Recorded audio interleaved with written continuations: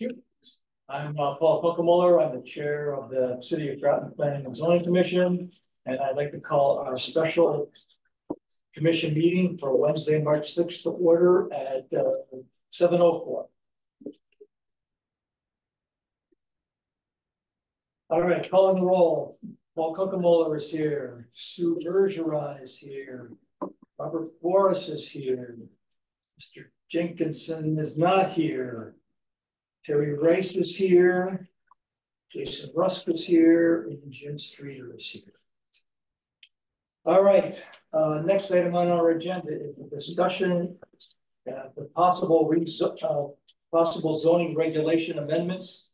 There won't be any formal action taken tonight. So what we're going to do is discuss the feedback from the public hearing and talk about next steps and how we think we should move forward. So, Leslie, any staff input before we start? I can just say my hope for this is that I make no promises, but I'm going to try and be quiet. We heard a lot of things from the public. We've discussed a lot of things over the course of the last year plus. And what I'm interested in is what ideas you think are good ideas that we should carry forward, and next steps. I'm going to take my own notes in a way that I don't usually take them. So if you see me scribbling or drawing,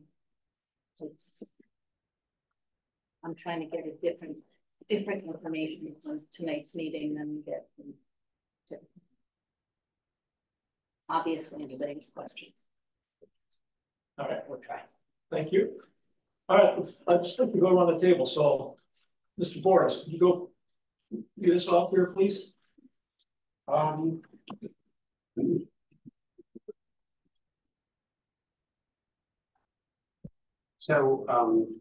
I guess I just to reflect what Leslie said, there was a lot of great comments, there's a lot of other nuances, but I think one of the main sticking points that the community was talking about is the height issue and having the ability to go over a certain limit. Felt like that wasn't appropriate for this, I think. And there was also, I heard issues with the boundaries. There's some good discussions about the zone extending into Thain Street, along Thain Street, too far along Thain Street that would abut other houses that would have made it more of an issue. I think, you know, one of the other things that was spoken about that I think is true, like if you look at how many actual lots here we're talking about that are applicable based on setbacks and other things, it's not that many. So I think those are the two major points that I heard were the community was adamant about and with very good cause. So I think we need to be sure that we address those. And then I'm really interested in hearing other commissioners' feedback on all the other parts to it, but those were the two major sticking points that really resonated there. That's what I have to start with. All right, thank you. Mr. Streeter. I guess I'm going to reiterate exactly what Mr. Boris said. When I got out of the public hearing 3 nights ago, and I know there's emotions that are involved in it, but with the fact that they're concerned about Thain Street.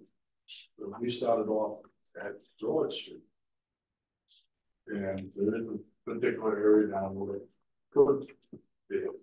But I think if we hadn't touched Thain Street, probably half those people would be. That's number one. Number two, the concern for the height. This isn't the first go around. Yeah, we went around with it when we were at the 5 corners, and it's something that people just said against. And we were at fault, we the commission, Paul, that we did not do what you suggested is, and that other speakers suggested. We should go up to Church Street in that area and ask permission from the neighborhood people to go to their backyards and take pictures to show what it looks like now, and then do an artist conception with the appropriate levels or whatever to show this is what you would see if you had a 6-story building or a 5-story building. Because somebody could pretty much come right in right now and build a 4-story building. Well, not right now. Larry Chesler will get his. Larry Chesler has 2 large-story buildings, correct? Yes. The answer is, I don't know. I wasn't here then, and I suspect that they both had flat roofs, so that may have been an issue with the height. There might have been a variance. I don't know the answer to the question. Because that's one of the areas that could be developed. He has a lot of property. And then Mr. Offinger mentioned, you were down by the old roller skate, ideal property. But those 2 sticking points, that's what we got beat up on. The areas and the height. Now, where does the height of the thing come from? That's my question. Where was it suggested? It was put. Don't know that anybody said, let's do 6. I think it was more, we knew the 6 from 5 Corners. We knew the 6 from whether it's an appropriate comparison or not from EB. And had far less to do with the number when it was initially drawn up than it was about we know we need substantial amount of housing in this area. I don't mean, when I say this area, I don't even mean the GC zone. I don't even mean the city of Groton, the state of Connecticut, the entire eastern seaboard, the entire nation needs substantial housing. And it needs to be done in a way that is either single family housing all over the place, which has all kinds of other issues attached to it and is not consistent with the properties we're looking at in the GC zone.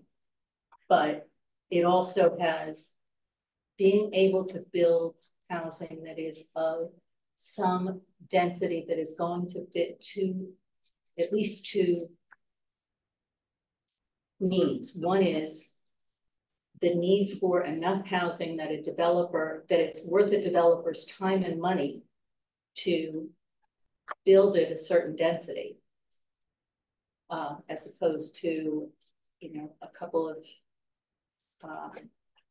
units. At a certain point, when you're building, you need to, you start out by building with wood for lower density development, and then you move to steel, and the higher you go, you move to different ratings for fire suppression.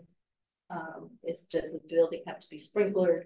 These are all things that increase the cost of a building. And so to make it worth the developers while to actually build that, they need to be able to build in sufficient amounts. So it's a long-winded answer to, there was no particular reason for 6 stories. It could have been anything. It's also, by the way, something that this commission did discuss several times. I shouldn't make it sound like it was so shot in the dark, because it wasn't. This commission, we went through all those charts and we went through all of those pages, and we all did yeoman's work, but that was where those conversations were, where those numbers came from, consistent with best practices, and that's that ordinance on me, my job.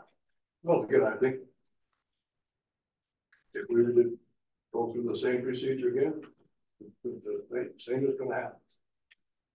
I think the residents of the mentality of this is a home community.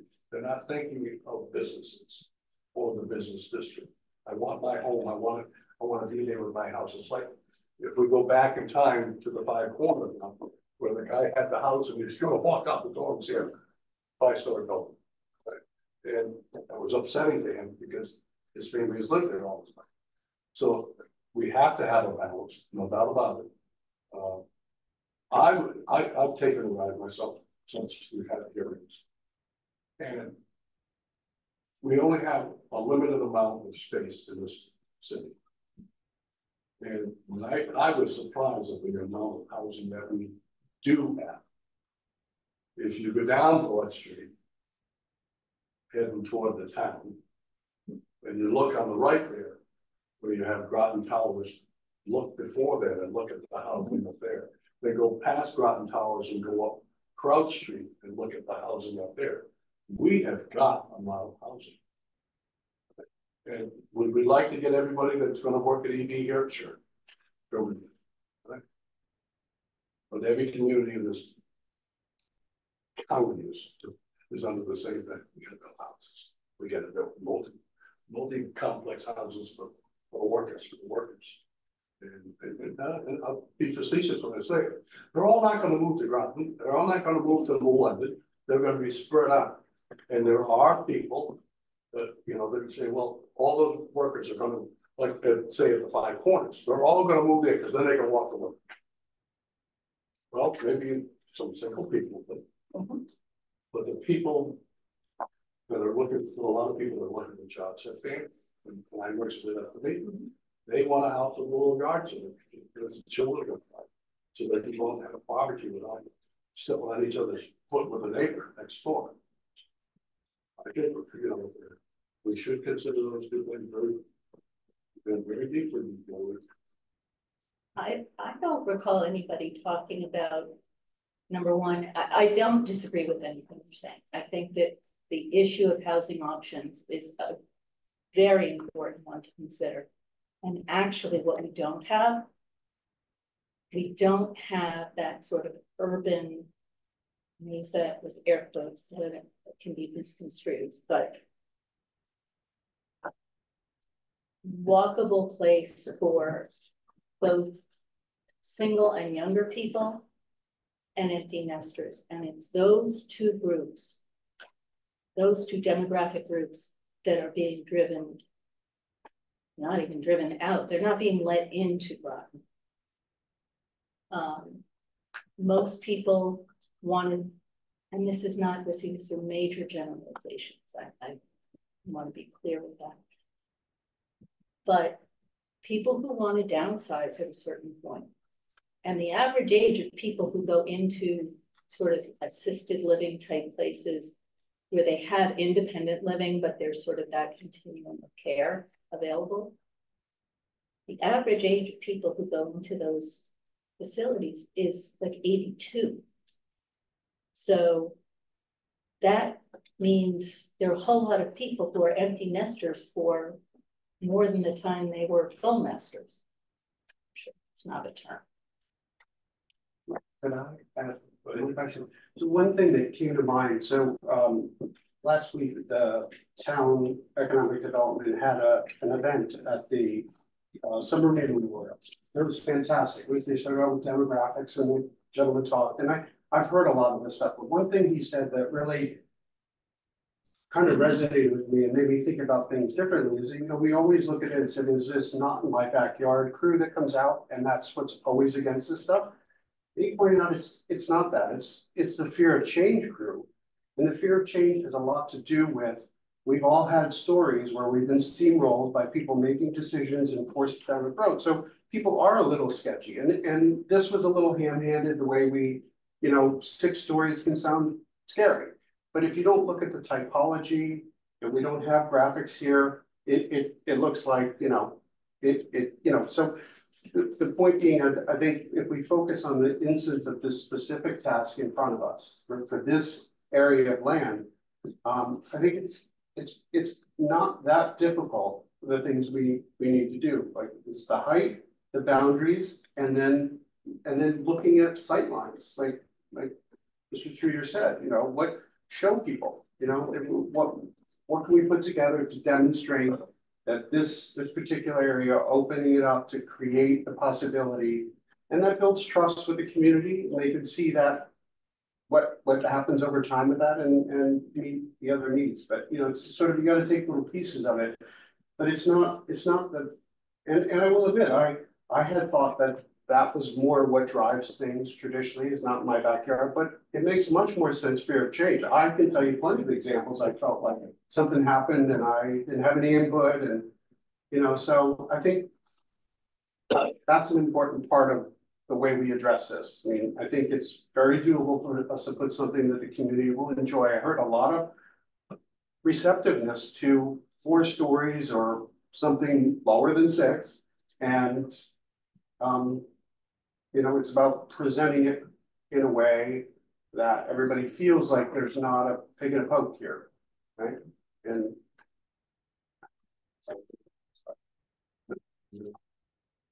Anything else, Mr. Streeter?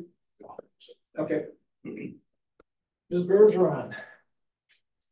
I agree with what everybody has said so far.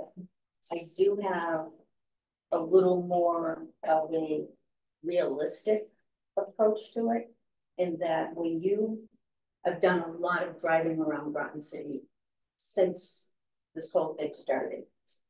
I don't know if there's even 2 lots left in the city to build a house on. So to think that we're gonna expand our community by having houses built isn't realistic at all. We need apartments. Do we need tons of apartments? No. But we do have to get people here if we want to revitalize things.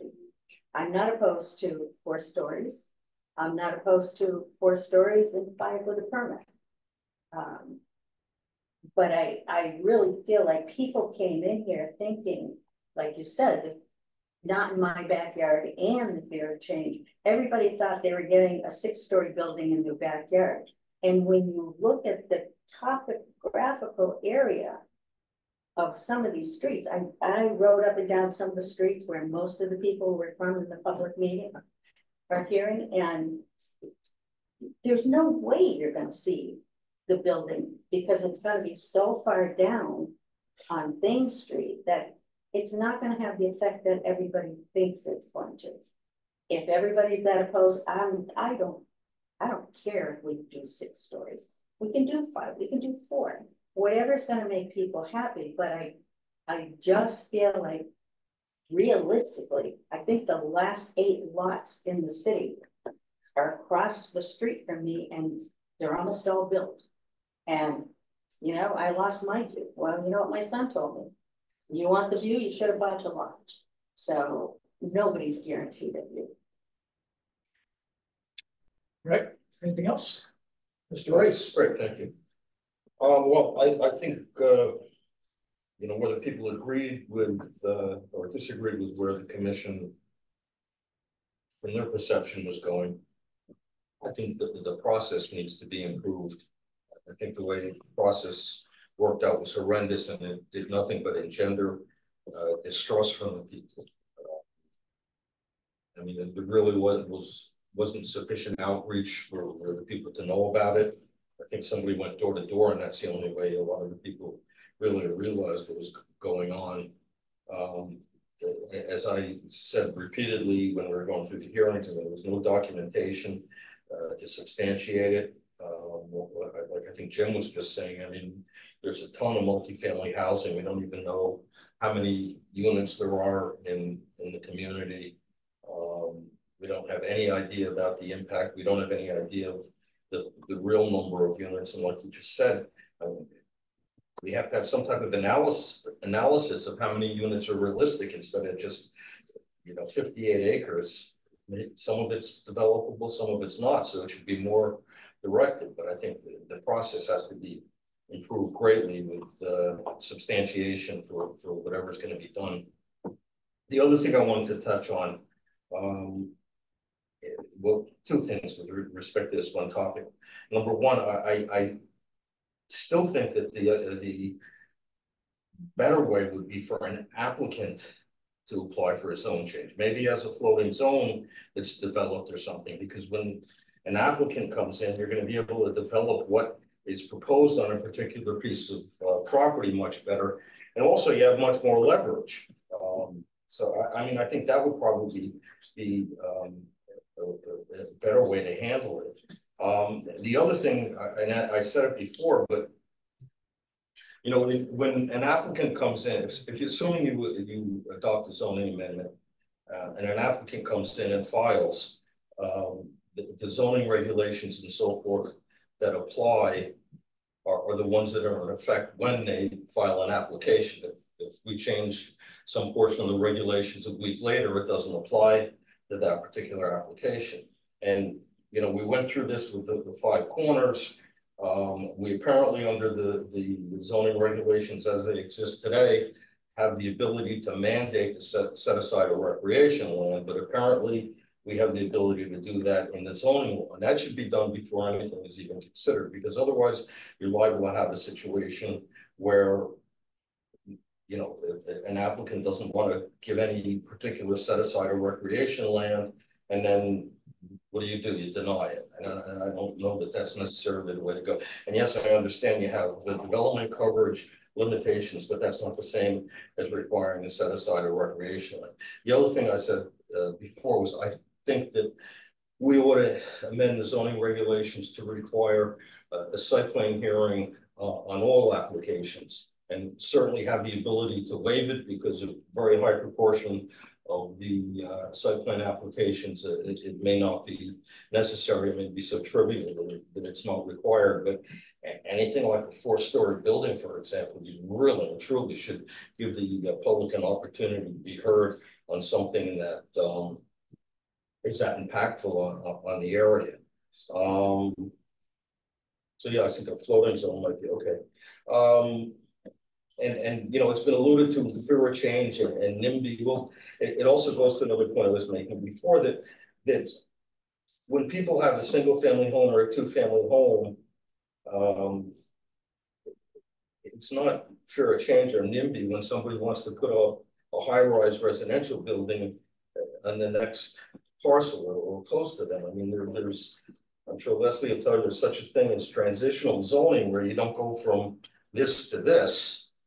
So you know, I don't want any of the people's objections to be set aside as just being NIMBY or anything like that. I think they're very legitimate concerns. You know, you move to Groton and live in a low density area and have that immediately next door to you.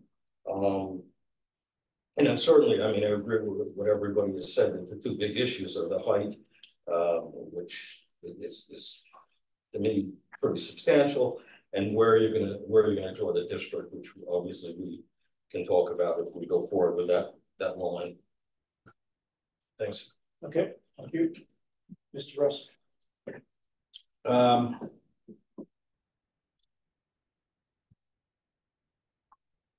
Start with the idea of regulation changes and what the driving force is. Terry, you suggested that changes to regulations should wait on an applicant with a specific design and have the commission approve a change to the zoning. Maybe it's a floating mixed use zone like 5 Corners was, or you know, or make a spot change as part of the application process. I think the caveat to that might be your consideration for having rules about recreation space requirement, you know, already in place. Is that fair to say that that's kind of a?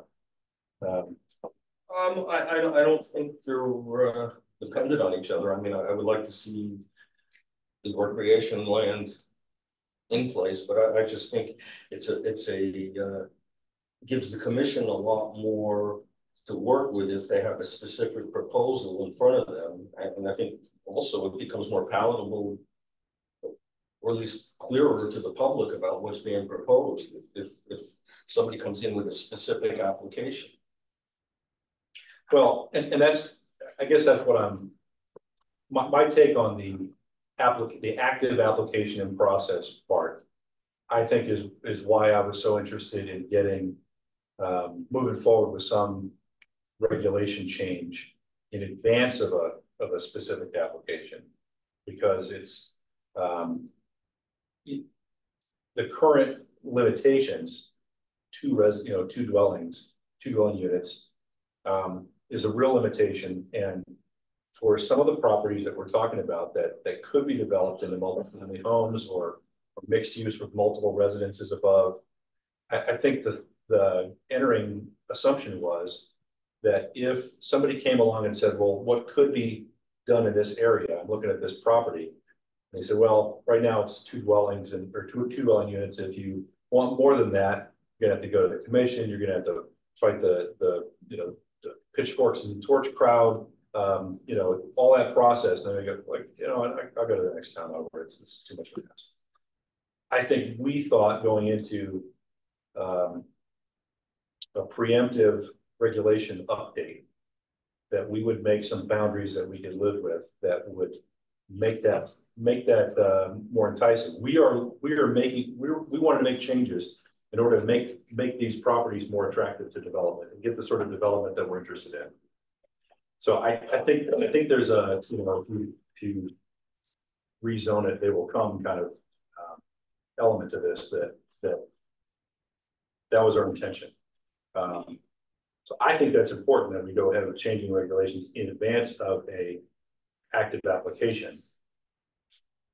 Further fueling my point is the suspicion by some of the folks that spoke that we are acting as agents for somebody with an active application, that we're in some way,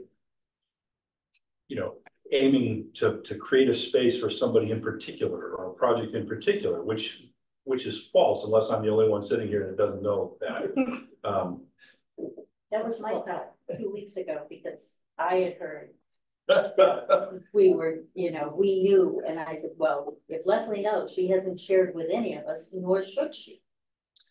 It shouldn't enter into our. So if you think about it from that perspective, from somebody who doesn't, sit and watch all of our meetings and know what we've been talking about and the details we've been pouring over for a year or so, and you come to a public hearing, you hear they want to allow, this boundary that doesn't seem palatable. Well, what's motivating this? And what do these people on the dais have to gain from making a change? It seems so dramatic. I think that if we're responding to an active application, and I was a spectator for Five Corners, I think if we're working with a hot active application, there's more chance that the public would not trust this body in making the regulation change decisions with that imminency involved. So I think that this is responsible work that we're doing by looking at this ahead of time. But obviously with the feedback we received, I think that we have to take another look at it from the perspective of some of the feedback.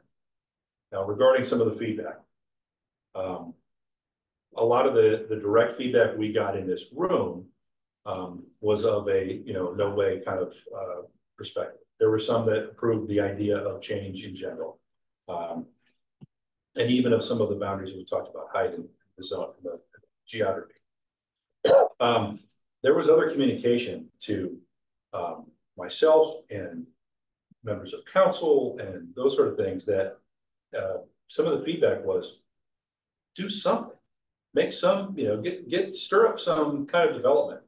And so I think that you'll find that you've got a substantial number of voices that would like responsible government, forward-thinking government to take action. And maybe that volume of voices is in balance with or even outpaces some of the more vocal detractors from the plan. I'm not taking away the specifics of their opposition to the plan, and I confess this that night, I think we need to look at some of those specifics.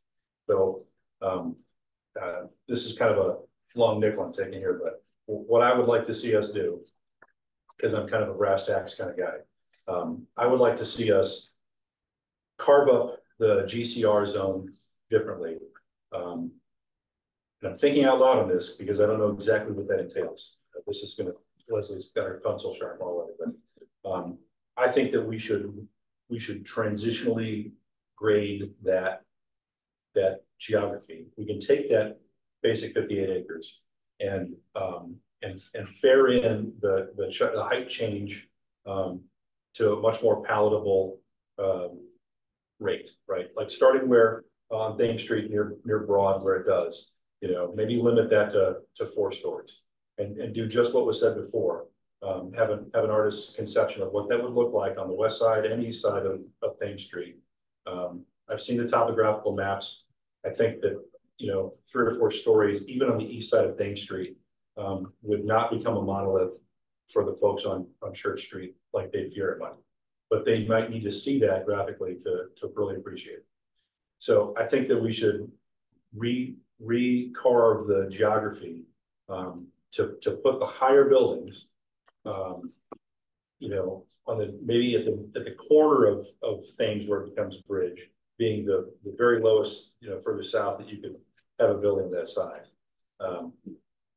Because I think if you look at it from a topographical point of view, in the corner there, where the existing auto body place is, the property that's to the west of that's undeveloped, it's just scrub right now. You put 6 stories there, nobody's gonna notice that in terms of a sightline issue. It's not insignificant in terms of more cars, more people, all of those arguments.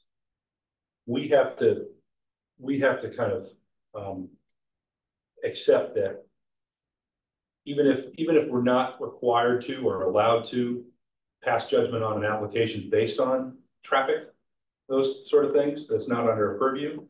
If we create the boundaries, somebody may fill the boundaries and then they'll get all those repercussions that we can't just wash our hands of, So a 6-story building right across the street from the Anna Warner Bailey house, would be sightline impact, neighbor impact, all kinds of additional cars and traffic and all those things. If we allowed it, then we would be party to all of those impacts. So I think that if we look at recarving the zone, the areas that were talked about across Bridge Street, maybe the place where you allow the maximum height, and then you scale that down along Thames Street, it's still going to allow taller buildings than are there right now. I mean, I think that the flat roof buildings in the corner might be, in that 35 to 40 foot range. Yeah, I would think they must be on the line because they're there. They're right, and they're below grade. They're below the street grade, and so if they're 3 or 4 stories now, I think that in that corner, you might say 75 feet would be low impact from a visual impact. But I wouldn't go any further south than that. And then cross Bridge Street, maybe we get as specific as height change on one side of the street versus the other, where we may think it's a matter of course that you're not going to build 6 stories on the south side of Bridge Street, but a developer might figure out a way to do it. You know what I'm saying? So we should close the door on the possibility. Right. Only because, if the right developer with the right architect and presents us something and they say, look, I'm in accordance with all of your regulations. What are we going to do to say no to a an application like that? I wouldn't want to see us think, as I did, I confess, I wouldn't want to see us think that, well, nobody's going to want to build 6 stories right across the street from Anna Warner Bailey house. But if we allow it, if it's in the rules, then what are we going to say about it before we put ourselves in the city in a position of being, sued for not allowing development under our own rules? See, the engineers can do anything. It's just a matter of when. That's right. But yeah, I mean, we want 6 stories, and we're going to solve it by we're going to make underground parking in this. You know what I mean? Whatever they come up with. So, all right. Long story short, I think we recarve up the zone. we take those gradient heights into consideration. I didn't get any sense that the other details that we spent so long on were really up for that much debate. You know, the parking spaces piece, I think, works itself out organically when you talk about coverage of the lot. And I think we can express that in a satisfactory way that answers very specific questions from the public. And the other things about position adjacent to the next property, I think those were pretty organic too, because if you own both lots and you want to abut the buildings, that's that sort of thing. That's committee work that we did that I think will bear scrutiny, on a public questioning. But the hot button issues, I think we can resolve them and take another run at this. I think simply by just drawing some new lines on the map and limiting the scale. I just want to echo something about the floating zone.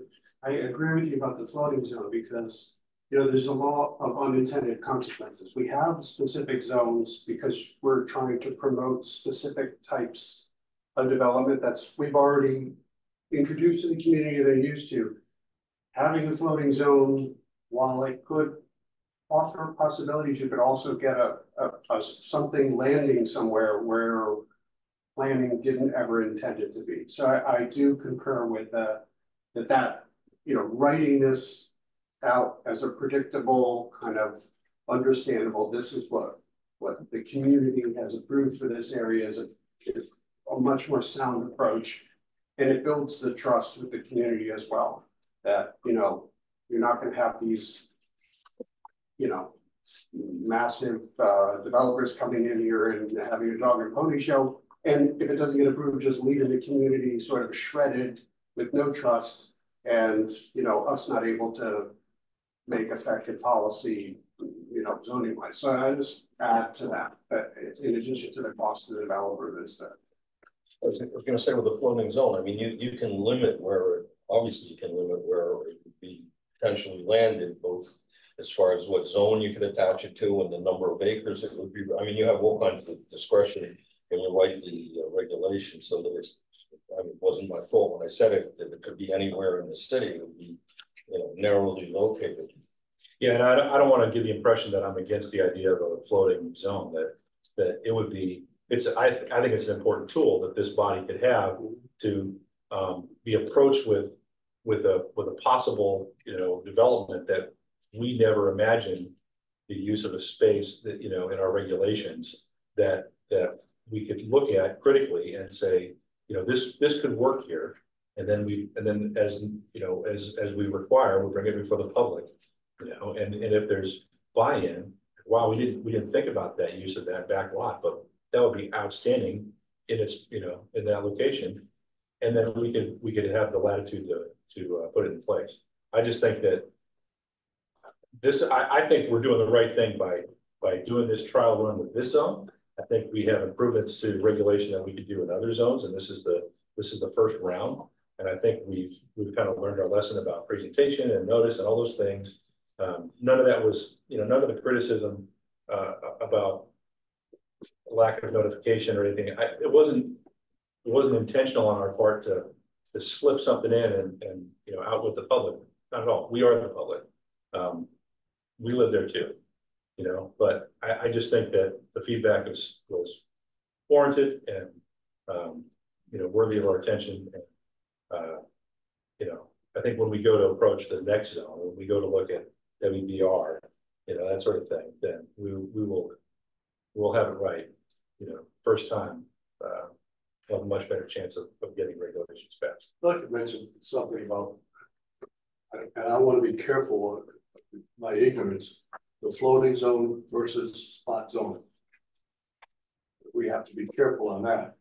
But what you're saying, and I concur with you completely, we have the area now that a lot of people don't think about. It's like hitting your head against a brick wall on this property on Main Street between Pleasant and School Street on the riverside. There are 2 4-story buildings there now. And if that owner know, he lives through it's 120, but if he passes tomorrow, I would hope that a developer would come in and possibly say, hey, look, I've got that whole block there. And there's 2 4-story buildings there now that would hopefully fit within our guidelines.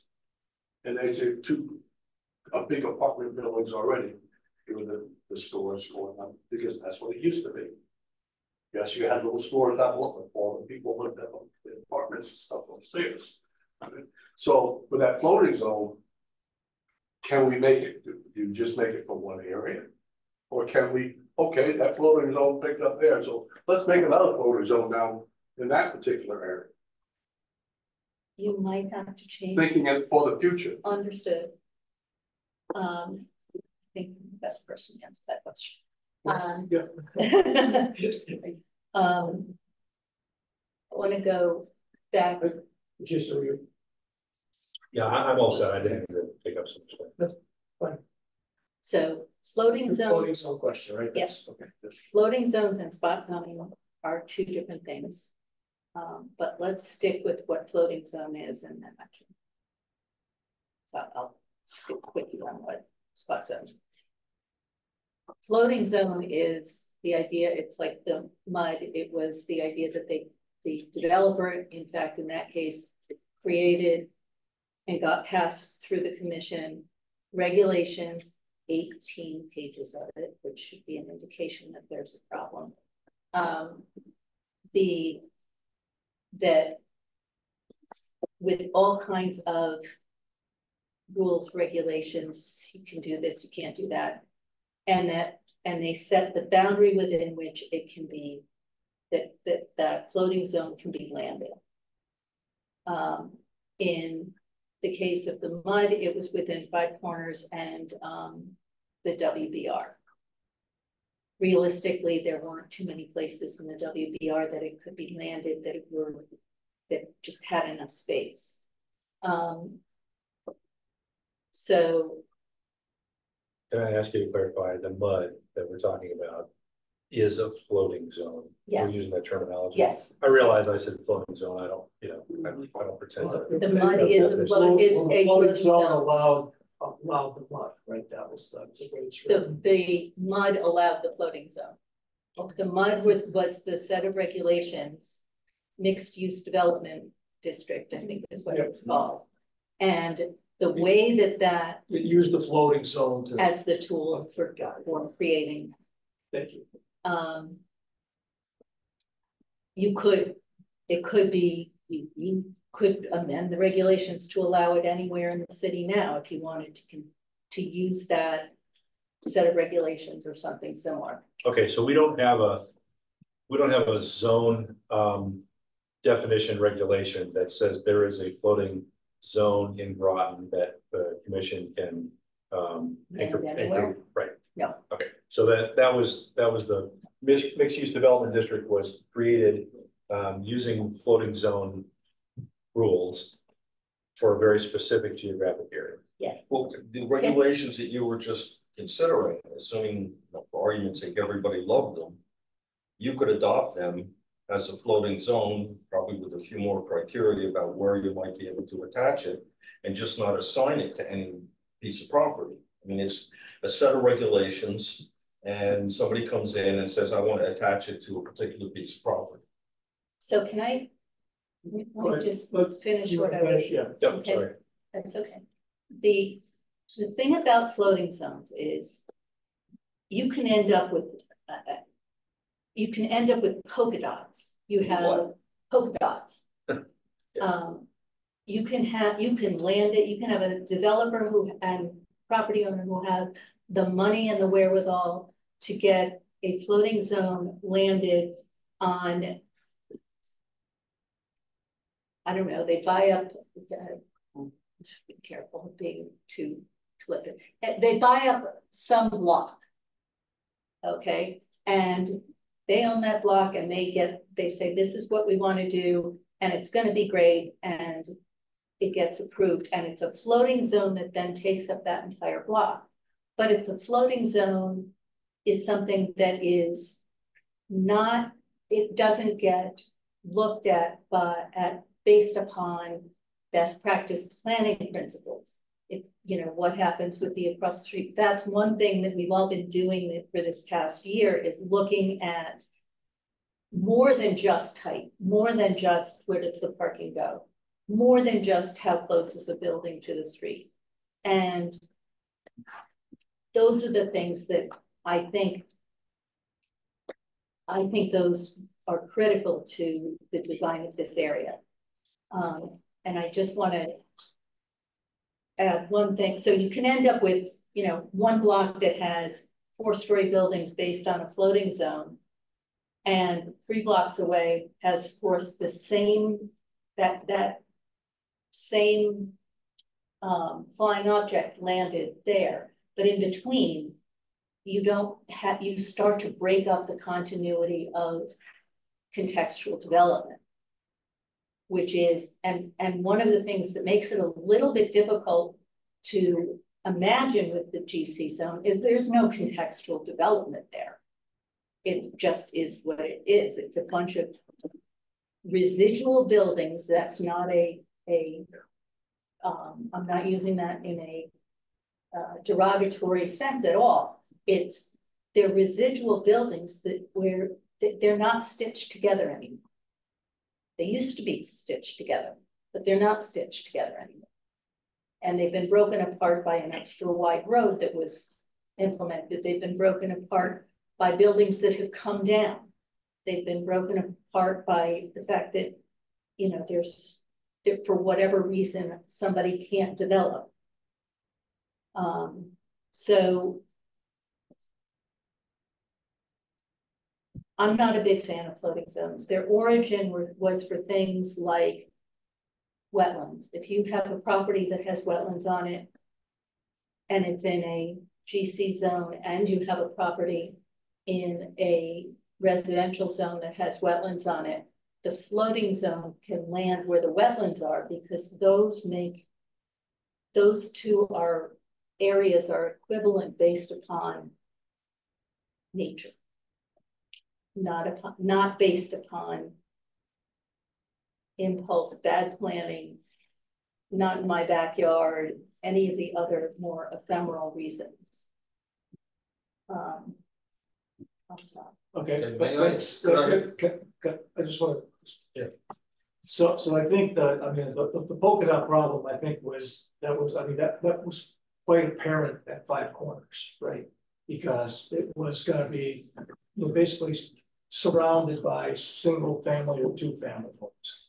So I mean, I think that was a good illustration of why it may not be a great idea to use floating zones to try and do this, because that's, you know, you didn't get that exactly what you described, where, you know, it was right next door to a single family. So just, I'm sorry, I just want to add one thing.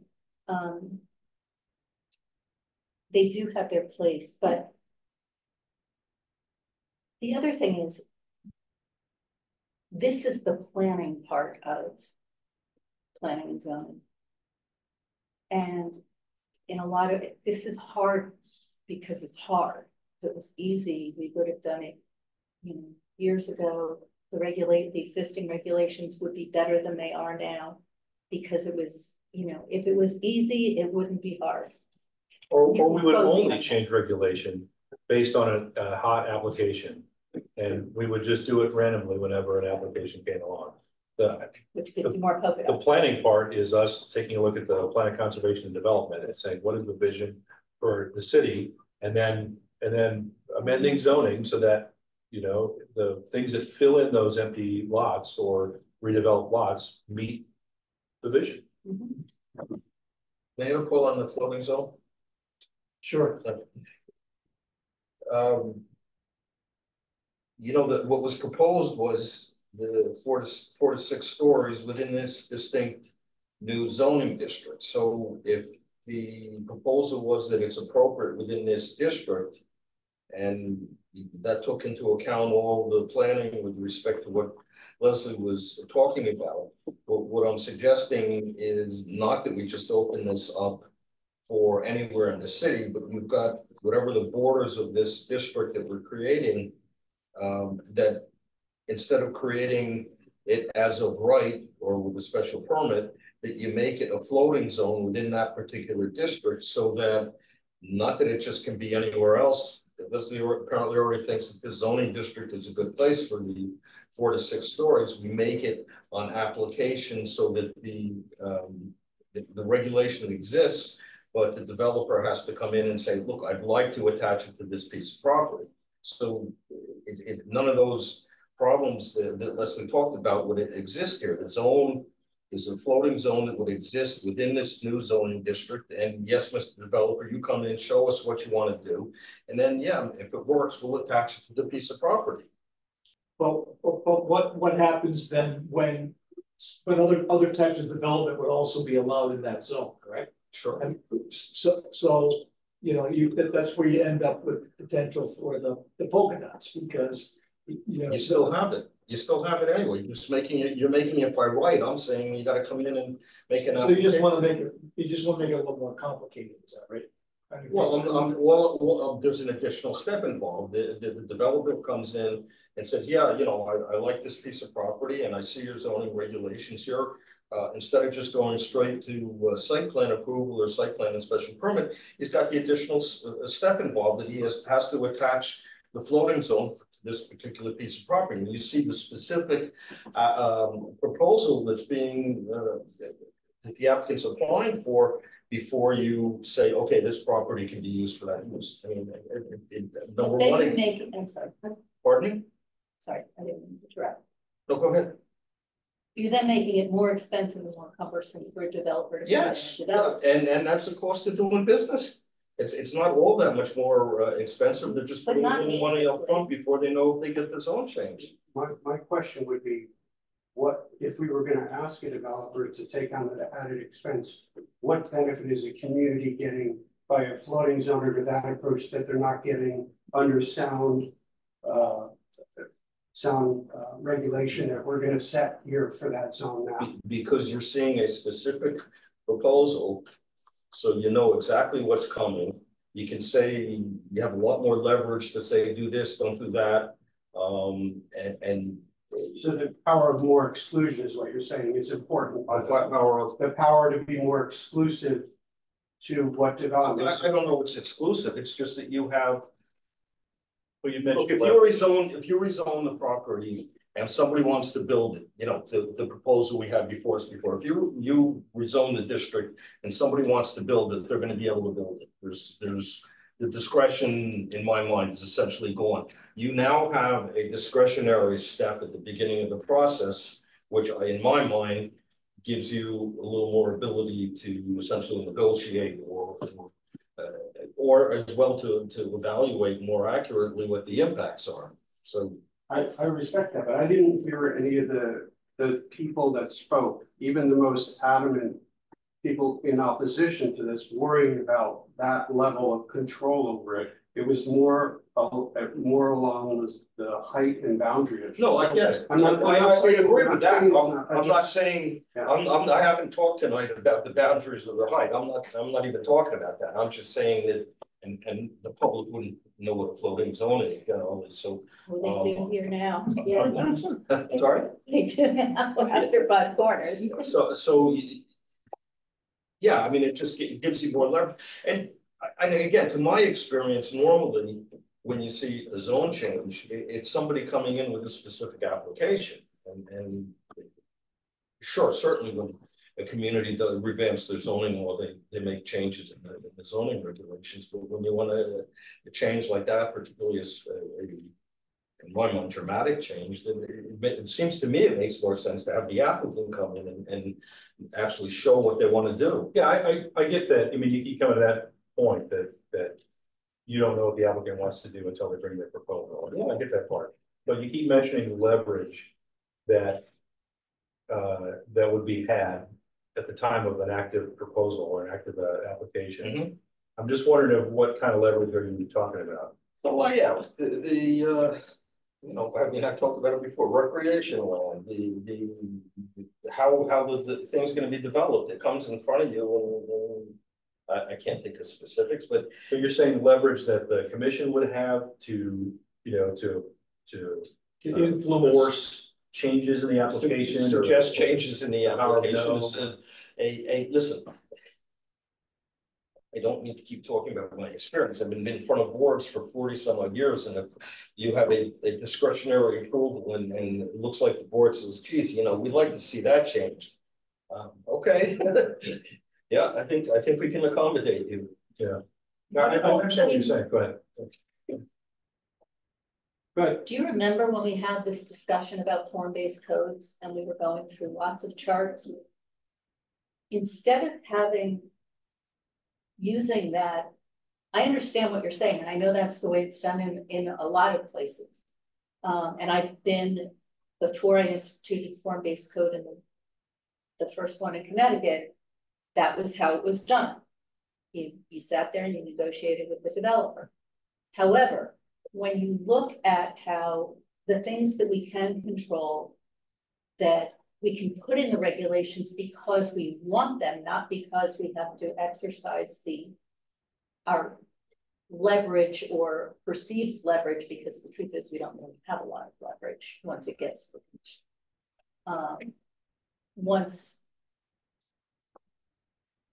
let's put in what we want. I'll let you know if you can't do it. But we should make it what we want. go ahead. Comment on the floating zone or the mud zone, whatever you want to call it. When Five Corners came and proposed their building, and that was a floating mud zone, and they came with an application of what they wanted to build. People saw the height and immediately panicked, and it was just, this is a no-go. The developer spent $100,000 on all his plans and architectural designs, and nobody bothered to ask him anything. I made a simple comment of, you know, if people pull out of the bottom garage, they're going to come exactly the same location as where they come out of the bank. He moved it. We talked to him about another issue like that. He was willing to work with us. So he didn't even get the chance. Nobody else asked him any questions. They just shot the request to have the floating zone. So we never even got the opportunity to say, well, we'd like to see this different or that different, because he probably would have worked with us. And the problem with that for me, the biggest problem of all, is that gets out. And people don't want to come here because you can't get anything built. And we have got to get rid of that reputation and start working with these people. Working with them doesn't mean, oh, go ahead and build whatever you want. But at least let's not make them spend $100,000 and not even get the lot of food. You know, it's just, you got to be a friendly place. And I think putting the regulations in place, so before they start drawing up everything and spending all that money, they know what will fit on that lot. Something Terry said about kind of defining that floating zone. You know, I understand the concept. If you had a set of floating zone regulations and a developer said, I want to use that here. I understand that the attractiveness of that, but I think that still speaks to, we're talking about setting zone regulations. Because there are a lot of details that we want to have thought out ahead of time, not in the heat of the moment, setback and parking and all those sort of things. Right, but I think that what you're talking about is what we want to do in a zone specific way, intentional way. I think we can always look at the spot zoning or floating zone kind of idea if something comes up that we never thought of. But I think what our overall goal is to place, make, and shape by regulation something that is attractive to development, and put boundaries on it that we can live with, that our neighbors can live with, but do it preemptively with intentionality, so that it's on the books. Boundaries are, I mean, my thought of boundaries is height and setback and, you know, frontage, all those kind of boundaries. I don't mean just geographic. But you set all those parameters in the books ahead of time and still require special permit for certain height, certain, certain elements. So that we still get a cut on those things where we could have input like, all right, smart guy, where's the traffic come out, or where's the entrance to the building? That sort of thing. We could have influence in that way, but I don't want to be on the spot forgetting about things like height of windows in the frontage and setback from the road, what sort of sidewalk do you get, all those kind of things that we want to hammer out with intentionality to make the zone look the way we want it to look. So do both. just gonna, so we have, there's what we want it to look like and where we want it to be, right? That is, we have to set that whether we have floating zones or don't have floating zones, right? We have to, I mean, that was the task tonight, was to look and say, okay, so where do we think, where should the 5 and 6 story buildings, where would they be appropriate? Where would we want to limit building height to 4 stories? And so that we need to do that work, whether we use floating zones or not, right? Because you don't want to be able to stick a floating zone into an area where we based on the public's input. They don't want somebody want to drop a floating zone in there with a 6 story building, right? So we need to set those boundaries anyway, right? So let's focus on that, because I think that was where the public input, at least from my take, it was, we got these big buildings that are really close to an existing single family home or the 2-family home residential neighborhood, right? So we need to address those comments, and I don't think anyone was dismissing them as NIMBY. And I certainly didn't get that feeling, but I think we should focus on that. And if we want to talk later about if we want to use floating zone to do it, okay, we can have that debate. But let's focus on the primary goal here tonight was to take the feedback we got and translate that into what should the boundaries be, and what should the buildings look like within those boundaries. Correct? That in the current general commercial zone that we were originally talking about. Exactly. For the area we had been, we did kind of rabbit trail that a little bit. The area we had proposed to. Our sergeant regulation, the height. Would they include 4 stories? Our present regulations. No, What's the maximum we have now? 35, isn't it? I think it is 35. Are you talking in that zone, or are you talking? I'm talking. In the, all the now? GC. Or, No, or just in the GC? I think we want to focus on the I understand that. Yeah. But if our regulations can go through the entire city. Oh, no, we're not. I know. Okay. But right now, Okay. it includes 4 stories. Then we don't have to worry about in this particular zone 4 stories. We have to worry about where we put the 6 stories. Right, but to answer your question, this particular zone that we are worried about doesn't allow 4-story buildings. It might elsewhere in the city, but all the zones don't. That's what I'm asking. Right, and she was trying to answer. I think we may have a couple of existing 4-story structures, but you're saying that the GC right now only allows 35 feet? There are places, for instance, the places that allow 4 stories gets a little funky.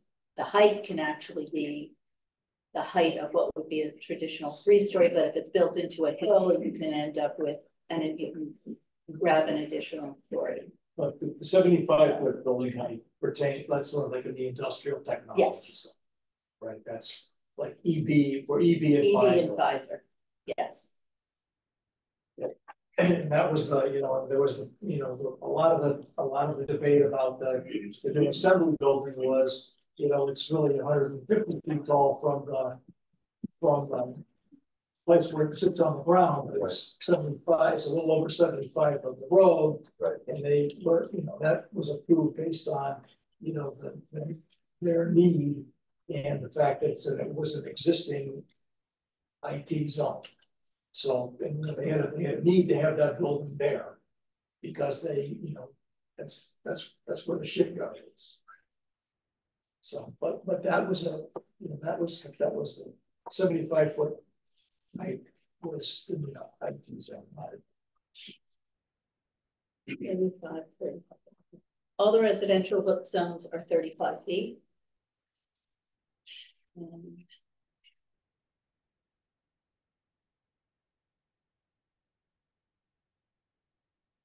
The WBR says it can be modified, but it's 25 feet. 35 with the special permit. Yeah. And again, we know there are existing buildings that are there. Yeah. Way outside of it. And by the corners where you've got more duplexes and triplexes is 45 feet. That's interesting. Keeping us in suspense here, that's all. Sorry, this is pretty fast. 35 feet in the GC zone. So 35 feet and 2 dwelling units. Right. Yeah. Per parcel. Which those So are larger. that relates to how many stories? 35 feet is 2.5 stories. And in the IT zone, it's 75 feet. As with the TC zone. So it's to technology, it's EVN advisors. So right now it's 35 feet and 2 dwelling units, and that's what we're trying to do. Right. And where is there other parts of that GC zone that were not stay that way? That's what we're here to talk about, right? So I guess, what I heard was there was a lot of concern about the tall buildings adjacent to the residential neighborhoods. And that was the east side of Thames, right? The south side of Bridge. And then also the other place that came up was the west side of North Street, where there is, where it's basically, I don't think it's buildable there. It's actually, there are 3 parcels on the west side of North Street owned by the town of Groton. Yeah. And it's basically unbuildable wetland. Right. We could make that open space, rezone it as open space. And Maybe we should have an accurate description of what parcels are developable, and instead of areas that really can't be developed. Number one, I think that would give some of the public a little more comfort. Number two, it's kind of misleading if we're saying you can do this on a piece of property that you can't do it on.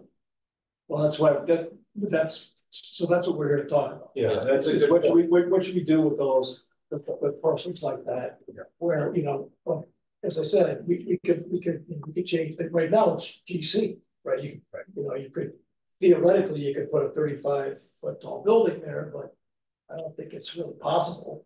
Where were you talking about on Bridge Street that they were opposed to? Well, I think on the south side of Bridge. On the south side of Bridge, up against the rock wall there, there are a couple of right, like it's say you leveled the strip there where Pride Center to Norms is, and you wanted to develop that. If we allow 75 feet there, And that's what there could be an architectural case for. I don't see 75 feet from the street to the back of that hill. No, that's not the 75 feet. I'm just saying if we allow it, there's a possibility, somebody could say, I'm going to raise what's there and, and fill it in with a wall of apartments, It was a skinny one. It wouldn't be a skinny wall. I'm just saying, I think that if we're going to recarve up the GC, talking about just the Thames Street component, which was probably the hottest contested zone, right? That Thames Street to Bridge from Broad North. If we kept the east side GC, you could build, say, Spicer Oil is properties for sale, right? You know, that property probably could host more than 2 dwelling units and maybe even more than 35 feet of height without major impact. I'm not talking about 100 units, but it's a big enough property that you could comfortably go a little bit bigger than 35 feet and 2 dwelling. So I don't know if it's right to completely exclude that side of the street from changes. But on the west side, I think it's pretty clear that 6 stories isn't palatable. That on the west side, we're all kind of thinking maybe you stay with 4 because that seemed to be agreeable. And I think topographically it's really agreeable, and it gets us some more density. You know, the idea that there could be shops on first floor and 3 stories of apartments, you know, put the right ones in there, I might do it there. You know, or 4 stories. You know, that's what's being done like on the old Sealy School property. There's 4-story apartments, but they're apartments over there. So there's no requirement for commercial space in the first floor of those buildings. right, and I think we stick with the idea that there could be, but doesn't have to be. Right. We could make it. We would. I would recommend we would allow both. You know, mixed use or just apartments. So I guess what I'm asking is, I don't want to make 50 new zones, you know, but could we? How do we go about defining this side of the street, that side of the street, here to here, without turning this into like 8 discrete zones?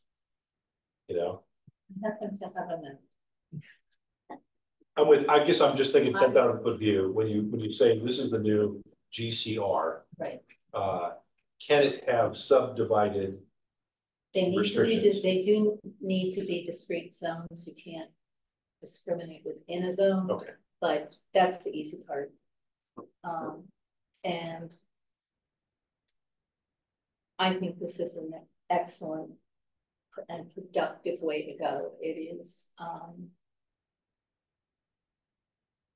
the conditions of the parcels in this whole zone are so different from each other. Yeah. And I would like to throw out one other suggestion. So let me just back up a minute. So we did have, and Mr. Offinger can is here and he can nod his head to say that yes, in fact, he did say that he doesn't have a problem with a 6-story building across the street. Doesn't mean that that's what it would be, but if we look at that area where Outer Lights, the skating rink, is no longer a skating rink, and the how the hotel in the back as you're going up toward the town, that backs up to I-95. So if we allow, right, yes. So if we allow up to 6 stories there, and I'm not, this is without going into what kind of permits and everything. Let's start with the 30,000 view. So if we allowed up from 2 to 6 stories, so you have to build at least 2 stories, and I'll explain why I think that's important. But so 2 to 6 stories there, and then coming up North Street, there is, it's a little bit funky, that first block, not the triangle, but the first block on either side. There's, I think we need to take a close look at and talk to the people who are property owners right there, because it is a little bit funky right there. But then keep below that on the west side, going south would be, as Paul suggested, open space. I think that's great. Then nobody's building on it. Everybody knows what it is. Then there is the part where Ortega's and there's a church there and the strip of buildings there. And I think, you know, figure out, oh, beautiful. Thank you. You know, how tall would we be comfortable with there? I think it's sort of in the middle of not much else around it that you can see. There is, yes, in fact, a lot of housing around it, but you can't really see it. So I wouldn't want to go too high, but be respectful of the space, but and then further below that is a property that's actually owned by the multifamily housing. Who's one of the arrows Sorry? on the screen? Here. You're talking and I'm trying to look. Where you're talking.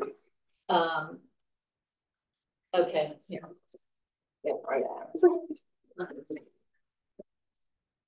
So this is the area that would be the open space. Yes. Okay, then there's these two properties are a little bit funky. This is part of the GC. This has a house that's pushed way back and has had commercial uses in it. And I know that the resale of it was based upon that. So we need to be careful about a possible taking or decreasing the. We don't want to make any changes that make existing properties non-conforming. Exactly. This is actually a multifamily housing. This is actually multifamily housing right here, right. That corner lot. Then across the street, this is not really buildable. It's ledge and cliff. Well, you could say that, but they're blasting the hell out of ledge and cliff on true on Hamburger Hill to make a gas station, much to the chagrin of the neighbors. So you know, like I said, this area is funky. Look at ledge and cliff and go, I know I got a dynamite. But what is the open space area? I'm sorry? What is the big open space area? Right where your hand is. Ledge. That's all of that is ledge. So, and you're absolutely right. It doesn't mean that you can't build on it, so I think all of this, including your house. Right. But my understanding is that this is not in the proposal. Our house is, this house is not, this is not. So we're this little island. Right. In here, with a road here, I think we're less than an acre. So why are we included? You're in the GC zone. Yeah. My only point is that it's something I'm saying, this is a weird area. We would definitely want to talk to you and your. Yeah. I mean, I don't understand that. It isn't. How can you build a multi-family? No. We're not. I'm saying, I'm going off of Jason's comments earlier about having The apartments behind to use Mark's word, more nuanced. Well, take a look, Bob, at the they're in the orange zone there. Yeah, that leg is also needed open space for the condo project. Or the Northfield condo, so it's not developable. Unless they swap the open space somewhere. Sure. I guess what I mean by this, Leslie, is if we could, if we're going to carve up the GC into something that we're going to apply new regulations to, maybe at this time we exclude that part.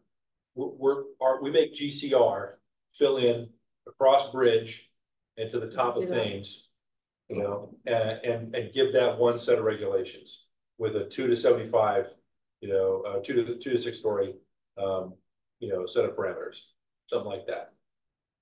And maybe that's north side of Bridge Street, right?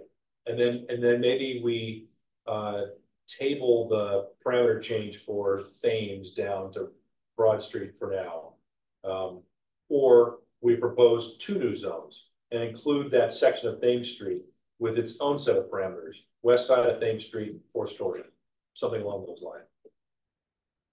So The one- other side. 1, 2, 3. Am I understanding it right?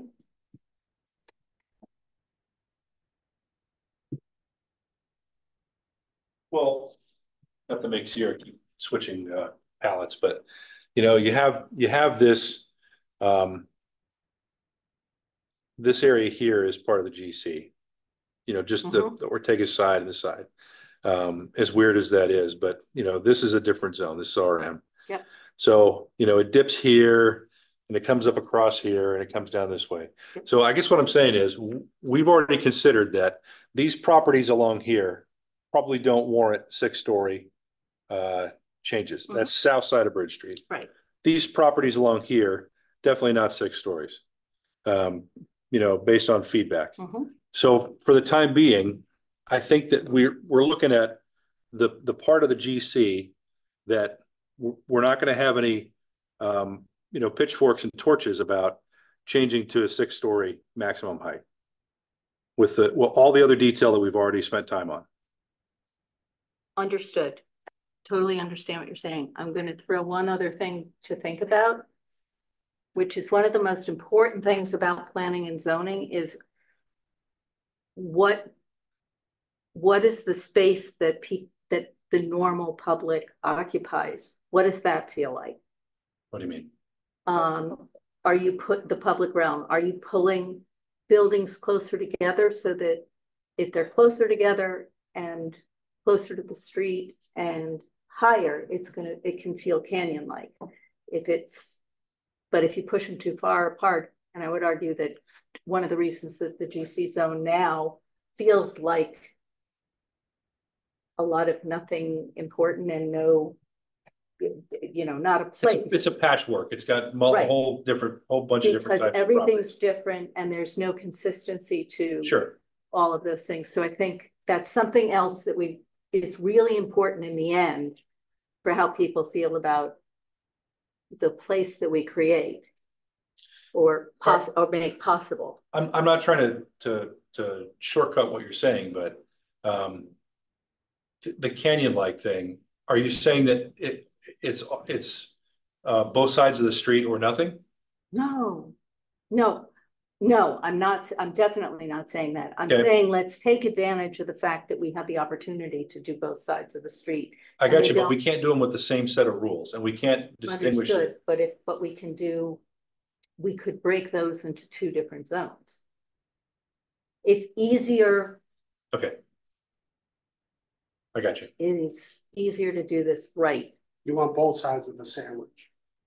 Well, yeah, no, I was trying to make the most, you know, one move that we could make that's palatable that we can defend. I don't want to rezone the entire city in one public hearing because that would take a year of public hearings to get through. I guess what I'm, you know, but if we proposed, hey, we heard the feedback and we understand the height concerns and all those things. We've done a lot of staff and committee work on the other details that nobody picked a fight about. That are really things that this one person has to spend a lot of time thinking about, and the rest of us, you know, spent comparably, you know, very little. But if we're okay with doing something like 2 zones, you know what I mean, splitting it into the top half and the bottom half, you know, the bottom half being the area that can see up to, you know, 4 stories with special permit. And, you know, all those other things on this side of the, you know, draw that line. Leslie, Jason's got a good point. If we just do one right now and leave this side of the street the way it is and come back to it after, it may be an easier process than you know what I mean? Because we can clearly define where the maximum height area would be allowable and the public would appreciate that. Like, carve that space out, make that change, and then come back and look at the other stuff. I think we're better off picking a place and doing the place right, as opposed to worrying about one side of the street. Right. Okay, so with that in mind, I think I think that if we ignored this for now and we had another public hearing about just this, that the public that's very concerned about this is going to wonder, well, what are you doing about that? You know, and when are you going to do it? And will we get notification, and will we get, you know, the opportunity to defend our position and those sort of things? So maybe we do answer that in this effort, but we do it in a 2-zone solution, rather than, you know, one set of rules for all those I properties. do like your first idea about biting off one part at a time. And this is the hotbed here, you know, oops, at least this far. So if you can confine it to that, I think it may be more powerful. Because again, you're getting the objections primarily from the people that live in a low density neighborhood that don't want high density. So if you're taking that away, you're taking a lot of it away. Yeah, but I would tell you, Terry, that I think that these properties here belong in that potentially higher density zone. I think based on the depth below grade and their position with respect to the height of Church Street, I think that these are candidates. This area, definitely not. And I think that when we looked at this, none of us really thought anybody was going to try to put a 6-story building there. Why would they? I mean, that doesn't make sense. Well, if we build it, they could. So yeah. Especially if they develop the other, and you've got continuous. Well, I'm not so sure. I mean, I don't know that I agree with 6 stories. Can you use a piece of property as a boundary? I like the approach better, or at least tackling this one street. Yes, you can. And you actually don't want, generally speaking, you don't want to use a street as a boundary. You want to run your boundary Well, that's lines. what we did. With our initial thing, we said, okay, we're going to do Broad Street and up. Now we're talking from here over. Because those are the lands that are conducive to a 6-story or a 4-story, whatever. So we'd have to have a property line as the edge of our zone. Yeah, sure. But I'm not sure about this area. I know everybody's hot for this area. I kind of think from here up. This area here is the one that they're talking about Yeah, I know. where the what I would suggest is that you turn your deck chair from this direction to that direction, and then it's no problem. So if you took this area here and made it 4 stories, and this area here to 6 stories. Then I think you're getting something that's more palatable.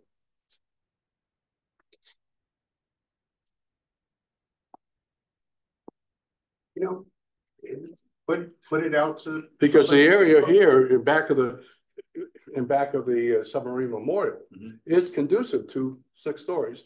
And what view do you have up on Church Street anyway? You're seeing a bridge. Well, I you know, I get I'll the be idea. the first to tell you, I don't mind that view of the bridge. So, you know, to say, you know, you got a bridge, actually, I like it.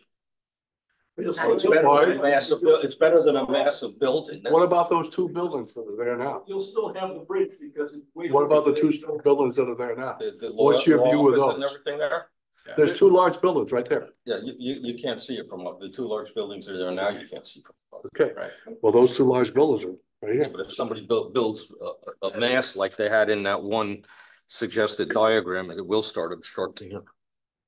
I have a quick question. Just in general, is there any other place in the city where we could envision anything of this story? My point is, isn't this the only area in the city that you would think 6 stories would go in? I mean, so if it is, we should try to figure out and put it before the public. You know, like I said, there's not a lot of other areas in the city where you're going to talk about something like that being allowed. So if we can figure out something here to get it out to the public with sight lines and everything that say, hey, look, this is where the opportunity lies. What do you think? It's, you know, I think.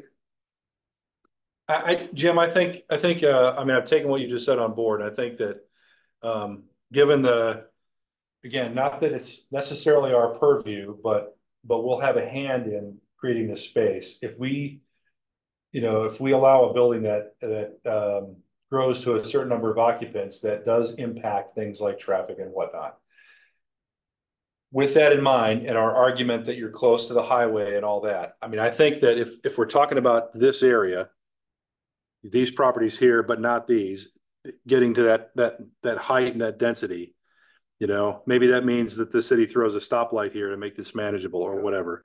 But starting down here, you know, a 4-story building can still net you, you know, a little more density, a more palatable, visual structure, and, you know, and all those things that we're talking about, and some movement perhaps, you know, and then we do things like we throw in requirements about recreational space and all those sort of things. And to combat not to combat, but to sort of argue with you on the thing is they're gonna be building down and up. Right, so that it's not gonna be street level, 4 stories, because there's a ground level thing in that particular area. So 4 stories wouldn't be as huge looking because they're building. That's pretty much what you have now. Because the grade drops away. Yes. I would say, but draw the line here. What is that? So are we gonna Fairview? go around your view? Yep. Well, you hate to say it, but that's what the public was saying, I hey. know, but that's, nobody. But I understand your this. view. So can we, Do you want this or do you want the? Jason that's all right. Jason This is saying fine. go straight across, I'm Yeah, saying it's- here. Yeah, I'm saying I'm with Jason. We're gonna show you, here's the view. We'll have You go straight, you You go don't straight want a across here. boundary going through, going down there, going down a street, the middle of the street. Because you want to try and get both sides of the street to balance out. Yeah, Right, I but you understand. can use- but you- Well, Leslie, what we're looking at is cutting through an existing property line to draw a line. And Which is hard to do. and so it may make more tactical sense to have this be the, you know, GCR X zone, Right. and this be the GCR, you know, and then, you know, this now goes to 4 stories. 4 stories, potential, but it opens up, you know, the opportunity. I'm sorry, Paul, I keep. No, you're fine. That's right. I mean, but this is where the auto repair place. Mhm. I think it drops It does. here and, Do you need the type of the other map? Topo? oh, yeah, it does drop Mhm. precipitously. But that can actually work in favor in that I you just- build down over that edge. This here, you know, what we're really talking about is possible development on this parcel Yeah, of something out here, something here. that's owned by This the is- Amtrak. Right, this is nothing but coyotes here and skunks. It is a cavern. I mean, they're not gonna build there. They won't be able to. It's like it's its own The Amtrak. Thames Street study actually, you know, was advocating using this part here as like public access to the water. One of them, that's right. We Right, also right. talked about putting the And- USS Groton and Sail Memorial there. Right, and also somewhere down here that also had, you know, it put that building in this location. Mhm. And then public access to the water up here and down here on both sides of it. Sure, That's the, you know, but that's private property. right.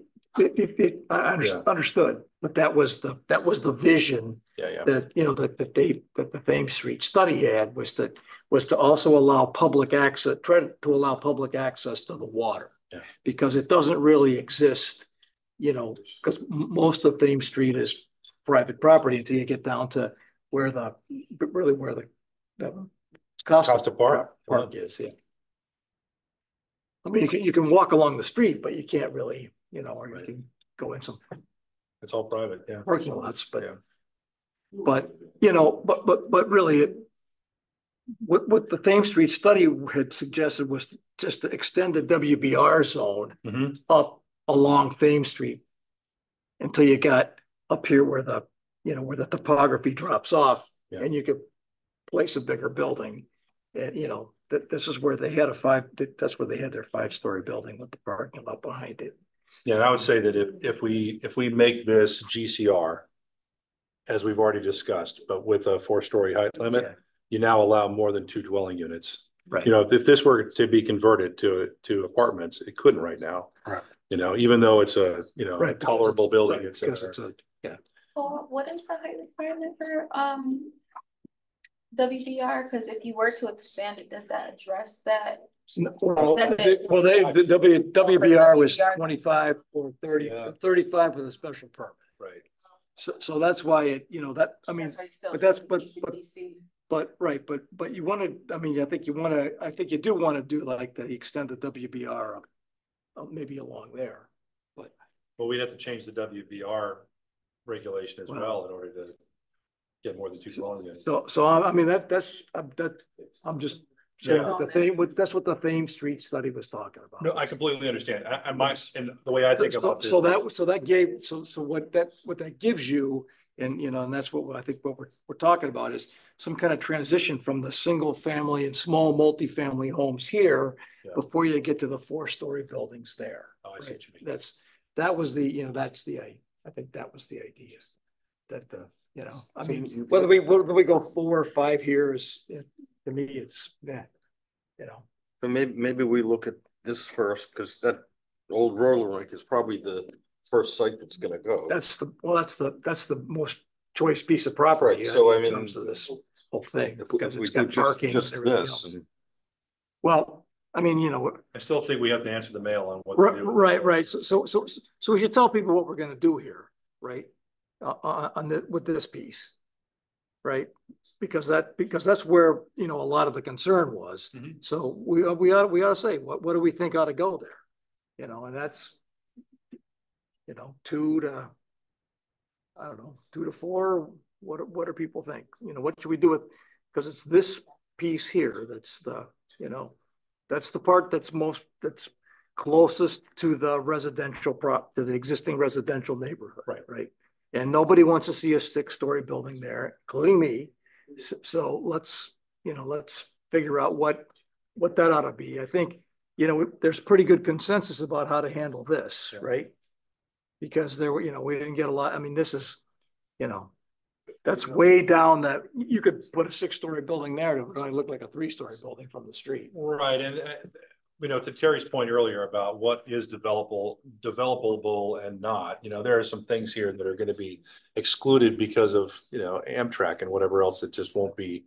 Right, You know, but you know, ripe for development property here. Maybe I mean, they'd have to undo a lot that's already been done, you know, but there's potential, I guess. You know, you could. I mean, this is, you know, in the next 10 years, this is what we're going to see maybe happen. That's the most likely spot. That and then eventually all conjecture. This guy here, he owns this, this, this, this,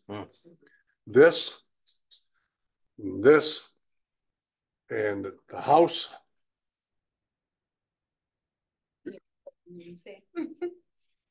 Mm-hmm. That's 19 Thames is the owner. Yeah. so, and in all conjecture, he's been there forever. Sure. Well, but we're not allowing him to do much with it. Oh, that's right. So that's the, you know, that's where we, you know, we want to be enabling. If there's some, I mean, he could do this. I mean, this is the old Diamond National. Sure. He could demolish that, and you could probably put 2 6-story buildings in there. well, I mean, you're not Complex. but there's no, we're not, you're not. You would still be constrained by all the geographic things Right. and the need for how much of the parcel can you cover and parking and all those kind of things. Is there a Not right just of way about- to a railroad track? Or a building? Yes, no, not for, this is the property that, and that, No, I think he's asking There- how, is there a restriction on this property, how close you can build up closer? oh, I don't know, but I know they own Well, close. Yep. I don't know the answer. I'm You- sure there is actually, and I'm sure that I'm sure a developer would not want to be building really close to if you're it. gonna put a building there, you're not gonna put it on next to the railroad tracks. You're gonna put it closer to the road, and that's where the parking lot's gonna be. Right. I mean, that, Right, because nobody, I mean, you know, So, we've committed to not making a final decision on anything tonight. No. But just to move the conversation Well, along, I think you're right. I think we've kind of come to a consensus about this part. But from do we want to talk about? I think Leslie, do you have enough information from this discussion to come back to us with, in potential drawing. 2 weeks with, some ideas on paper that Certainly we could for- talk about? Certainly for a map. I'm not gonna have a perspective. Yeah, no, it's, Because if it was up to me to draw them, they take a long time, and I don't have that many hours in the day to do all of that and everything else. So I need to go out and hire somebody to do it. And which I don't have any problem doing. Yeah, I think once we get it more defined, I think you should, yeah. I have no problem doing that. And I would like to get a few of them. But I also don't want to be wasting money on just like here. Can you, and it was asked earlier, can you go through the properties and tell us what properties have sufficient property to do that? To do A 4 or a 6? So can I just put out one cautionary note? This isn't about, it's not good planning to do this in a way that talks about where can we plunk in a 6-story building with parking. The question is, how can we create the public space using buildings of varying height and making those buildings be the best they can be, and including keeping density in mind because we need housing. Forgive I me, think Jim's point is well taken though, because we don't know what's possible and what's not possible. It's not a question of plunking something in. What are developable sites and what are not developable? That's what I'm asking. I will do the best I can, Well, yes. okay. I think there are two different concerns here. You're asking, how do we answer the public's question about, like Terry was trying to answer with finger math at the public hearing, how many possible units could go in this area? And that's kind of what you're getting at. Yeah. So because if you take Church Street, right? This is Santa Cruz's. Yep. He only has this little piece of property. Right? You're not going to plunk a 6-story building there. There's not enough room. Exactly. But I think. But that's what you got to say to these Church Street. We're not going to put a building over here. we have to zone it so it's not possible. Right. Yeah. So don't zone it that way, right? Or 4-story. Well, right, I mean, that's, Yes. we have to zone it so that's not possible, so we don't have to deal with the what if, and what if somebody comes in with with dynamite. And we appreciate the placemaking and the all those other things that you just talked about. Like, don't forget about the the consistency of facades and all those things. Got it.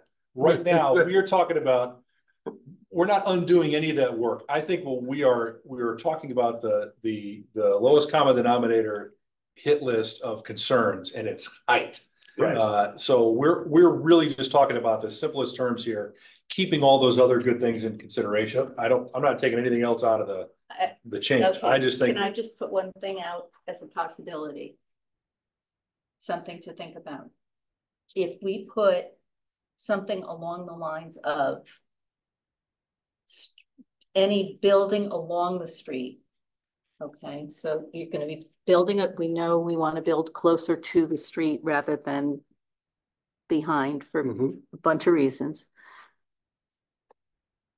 Has to be on Bridge Street, let's say, just for example, a minimum of 2 stories and no higher than, so on this side, a minimum of 2 stories, and a maximum of 4 stories.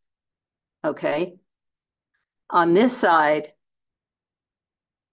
there are all kinds of ways to do things. If we know what we are looking for, we can have it be a building that steps back so that what's on the street is up to 4 stories. So you have that sense of enclosure and outdoor room and all the other buzzwords. Yep.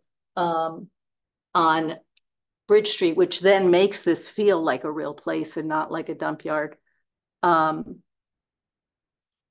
then you can do, there's on this cliff, you could put, there is actually room. Here's a good example. You're saying that, something, the backside of that building could be 7 stories and still meet with all those other things I guess what I'm saying is that. 4 stories at street level. Yeah. But then behind it, you can go down. So you can get your 6 stories without having it be on the street. That's the same with over on this side here, because it drops off. You get the same advantage. And all these things would be have to be site specific in terms of their design, because they're all different. Right, which goes back to the fact that if you go to a certain level, it's a special permit, and we can take those things into consideration. I'm talking about for a place to start, a set of regulations to start with. We are talking about the maximum in terms of height.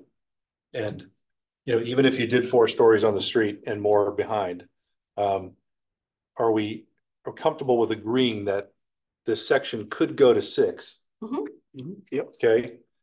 And then this section is 2 to 4. Yep. Well, Okay. I thought this side of the street, we're just gonna keep the way it is, though. Well, I guess what I'm saying is, if we take this one zone that we were playing with and cut it in 2, this is the tolerable up to 6 story zone. The rest of this is 2 to 4, and then, you can go from there. The rest of it is like you said, plan specific. Let's take a cut at it. Yeah, I don't think anybody's deciding for sure tonight. No, It's something to work with. Yeah, no, I mean. And it would be good to see what a 6-story building looks like along there. Sure. Because, like we started out the discussion, I'm not sure, no one's sure where 6 came from. Mark, this is your house here, right? Right there. Right there, right here. Oh, I'm sorry. That way. Well, I don't know Right why there. the property Right line is there. going through the middle All of right. it, but anyways, yes. Get that out of there. Get out of there. I'm not even touching it. But that triangular piece right there is conducive for a 4-story building. So I don't know if when you draw it. My cut is that's on the 4-story side. That north of Bridge is the 6-story side. Yeah. Why is our house in this zone? In the thing? Cause it's in the GC zone currently. You're right, cause you're the first house, correct? We're just lucky. Yeah. So this automatically gets lumped in. And all of this is in it too? Yes, all That's this red. currently in the Yeah. GC zone, yeah. Surprised. But nobody, what could you possibly build there? This is open space for the condos. Mm-hmm. So we're like this little island. Yeah. I'm an anomaly. That's So what we can got. take a cut at it and take a look at it. This. What could they be? RM? Would it be? Somebody wants to. Does that matter? I wanna, can we tell you? To be honest, what I would, Can't build. What do you think? I don't know why you don't want to change. for this stuff, this area right here is just, that deserves some That's time and talking to there are only 4 buildings. well, this is really the part that's used commercially, Right. correct? This part is not used. Right, this is is not- open space for the condos. So Right, because that's part of theoretically, the, nothing would. because go that's there. part of the That's probably condo property, restricted then. correct? Yeah, Yeah, unless, I mean, theoretically, if somebody swapped the open space for. Well, could you just make it which is what. RM and be done with it? Well, Yeah. would it make sense? That would be the most. Would it make sense sensible thing to taking do. these properties into consideration and this one is the oddball? To just forget about this, Yeah. like either leave it GC and leave that GC with whatever is in place now, knowing that very little of it, Is actually developable. yeah, Yeah, and then none of this is. right, and then this is GCRX and this is GCRB or whatever, Yeah. A and B. Let's at least start with that as a. Yeah, I mean, I think that's a reasonable place to Yeah. And you know what else I Nobody was wants thinking, the minimum lot size, I think is 40,000 square feet, which seems, Leslie, isn't that kind of small? That's not really Hey, practical. this whole zone is basically leftovers. No, but I'm saying for the new zone we're talking about, I think you had it a minimum lot size of 40,000, which I shouldn't you have a larger lot? I mean, if somebody's got 1 acre to try and squeeze in as many units they can without, it doesn't seem like a good plan. I'm happy to look again at all of that. Okay. You got like New York City where you get these things sticking up then. Right, we're not doing. Okay. All right, why don't we, so that's, we got, we have some input that you can conjure into, an idea we can look at in a couple of weeks. And we have a meeting on the 19th. Tuesday night. 2 weeks from yesterday. So. And we have some applications for that one too. Good. 70 Bridge Street is coming back. Oh, and we got something from Pine Island, right? Yeah. Is that, I mean, but that is that just Was that tonight or was that for next? Well, that's nothing tonight to this. So Leslie, Yes, sir. I don't know how fast you can hire somebody with artistic skills, but right. So what I'm thinking is in the next 2 weeks, I think, you know, I'm going to do a map. I think that we could, with the skill level in this room, and I count myself as part of that. I could probably do a mean job on Microsoft Paint of changing the color of this part, changing the color of that part, changing the color of this part, to have us have that foundational. You know, it's not designed by an artist yet, but it's a place to start to agree upon how to carve things up. Yeah. You know what I mean? Yeah, and I missed a piece of that conversation, so And I think she's, for map wise, I think she's gonna give it a go and try to color it out. Okay. For what it is, Yep. That's all I do. Yeah. yeah, You know, I can do it. I can do that, and you can make it look pretty. I don't know about pretty. And then East side of Thames here, what is that gonna be? It's gonna stay the same? I think They're talking all of about 2 this to 4. would be 2 to 4. And this would be just remain as it is. No, I'm good. You know what I mean? I was just thinking this would remain the same, because again, you're getting 4 stories right next to the residences. Yeah, but with the grade change, I think you could plot out how a 4-story building here would not suddenly be in the face of folks on Church Street. There's a 70-foot drop off from here to there. this is definitely not pretty, but this is what a measured cut going this way. Yeah. So you've got this. What street is that? It's Hold this way. yeah. Here. And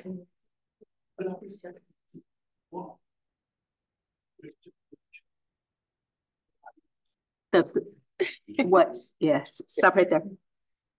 Because You're looking down this way. I'm sorry, I didn't get you far enough. Where are you trying to go? Almost there. There you go. That is what? This this is what a building built here would be. And what you actually, this is obviously not to the same scale, so it's funky here, but what you actually see, and this is measured, is if you're on the 2nd floor of this house, which does exist with this roof line, and this is all to scale, you actually see this, the roof of this building before you see anything beyond it. You're not ever going to see this. So, and I am the first one to say that this is, although it is to scale, it is diagrammatic, but it is accurate to scale. And same thing with this building. you're on the second floor here, you look out straight, you're seeing this roof. Yeah, and I just think that, you know, in the final presentation that We'll we make it would pretty. want to include, Right. you know, something that represents a real sight line, real property. Again, nobody has a legal right to a view. Understood, but, you know, in terms of allowing some development, you know, we'll take the feedback and show, look, these are great gradients that drops off really fast. What I really want to do is get a 1 to 100 scale 3D model. Sure. Yeah, Yeah, let's, yeah, sure, 50 foot tall, 75 foot tall. 100 let's go foot back tall. with that. I think I'm back in a couple of weeks reasonably. I mean, the views are gonna take longer. Definitely. Yeah, so let's start there. Yep. That gives us something to talk about.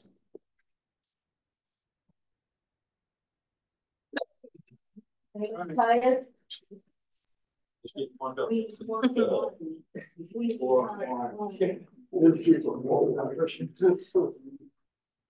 All right, we have any other discussion points for tonight?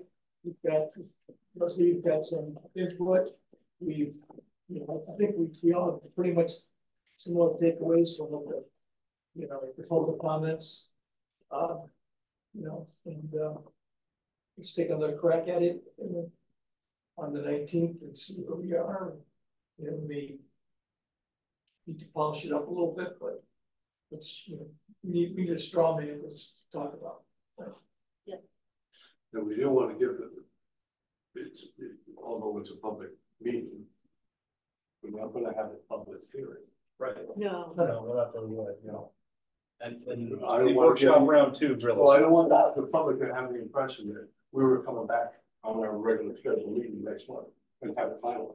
No, it's a, And at some point, we'll have potential number of units and some exploration, at least generically, of the impacts of it. Yeah, I think that's a fair And ask. we have to be careful about about what we're talking about. I sent you all those cases.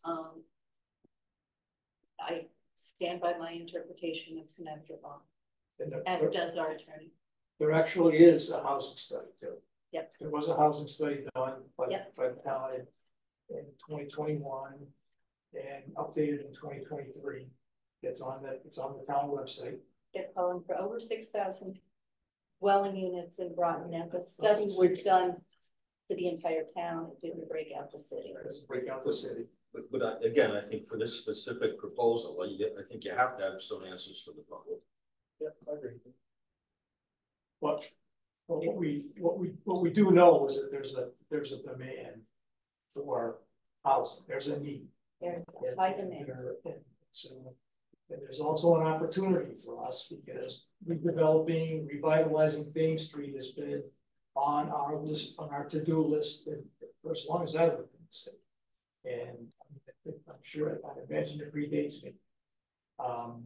So this is an opportunity to see if we can make that a reality as well. So a couple of things in play here, and if we can do it without, you know, a lot of negative impacts to the existing property owners, even better. Right. I think it's actually. I'm done. I'm tired. I mean, I think, you know, based on the feedback, it should be good.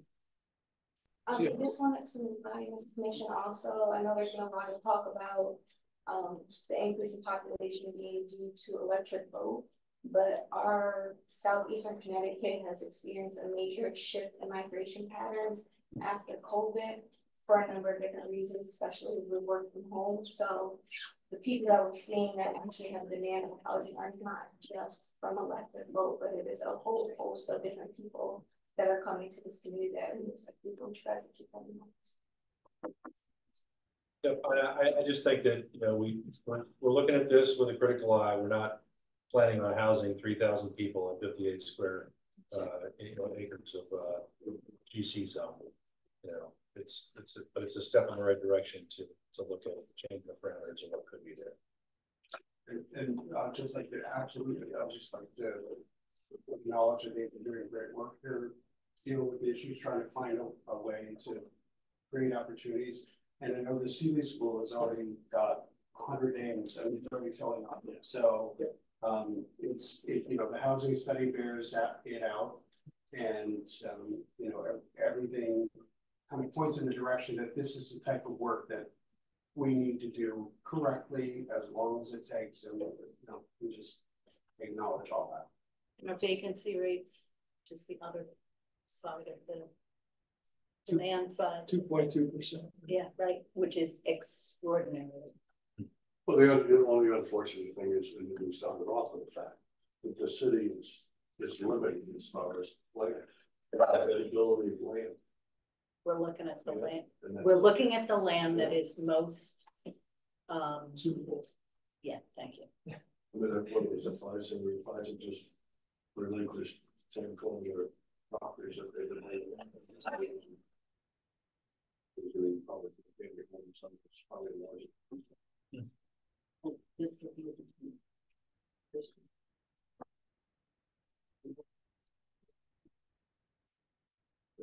I think it's worth noting, for anybody watching this tape or sitting in the audience, that the next meeting will begin at 6:30 p.m.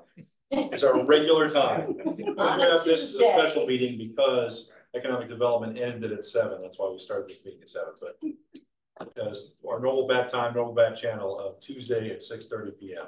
Eastern Standard Time. No, there's no Monday holidays this month, so we're back on Tuesday Tuesday the 9th.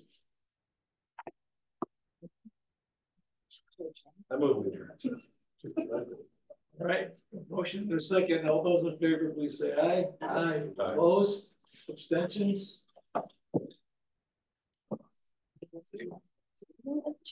9:06, yeah.